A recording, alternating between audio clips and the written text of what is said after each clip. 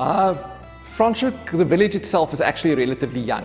Most people don't realize that it really only dates from Victorian times. The surrounding farms, of course, are a lot older. Those date from the late 1600s.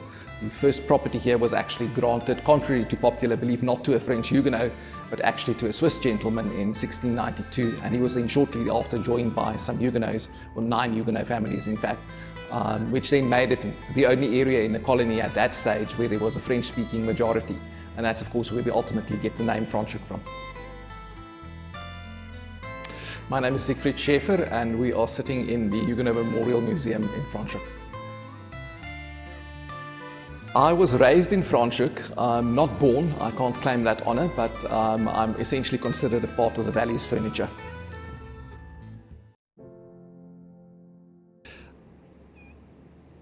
A misconception about Franschhoek, speaking not only about the village, but the valley generally, is that a lot of people seem to think because it's named after the French Huguenots, that all the French Huguenots that fled from France actually came to the Cape Colony and settled in Franschhoek. And of course, in reality, it was only about 200 of more than 200,000 Huguenots that fled France that actually settled in the Cape Colony ultimately. So that's a misperception that we come across quite often, actually. So Franschhoek is like an orphanage. That's how my grandmother used to explain Franschhoek, because a lot of people came from outside areas and came to Franschhoek, which was a very nice place to come and live at, because everybody loved everybody and there was a lot of sharing and caring in Franschhoek. So if you'd come here, a stranger, we would welcome you as one of us, and we would love you as one of us. That's how my grandmother actually explained Franschhoek. So my name's Wendy, and we're at Le Brie Wine Estate in Franschhoek. I remember the street that we grew up, for example. It was, just a normal gravel road, but that was our playground basically. I grew up in a street called Oak Street, a street sort of lined with oak trees. Playing till late at night, playing rugby, the typical not Cape Town, it's more like rural Cape games like Keniki and these type of things we used to play, I remember.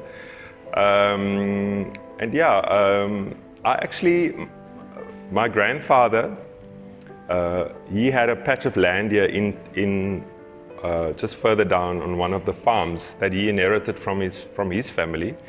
So we spent quite a lot of time there as well, helping him to plant onions. He used to grow also onions, potatoes, mealies sometimes. He had some livestock, pigs and some goats and all these type of things. So it felt like a little bit of a farm as well, And I think, these small little things also have an impact, I think, how you sort of perceive and how you engage with food in general, because we basically lived off the land, and my grandmother baked our breads. Even up till I was matric, we still had freshly baked bread. But I didn't see it as something quite cool and nice back then. But I realize that now. My name is Ruben Riffel, and we're sitting here in my restaurant in Franschhoek. The magic thing about Franschhoek, I think, is that it's steeped in history. And people who have been here and have lived here and grown up here will tell you the story about that, and they are very proud of where we are and what is Franschhoek, from the stories about the elephants climbing over the last of the mountains to our unique trails, diversity.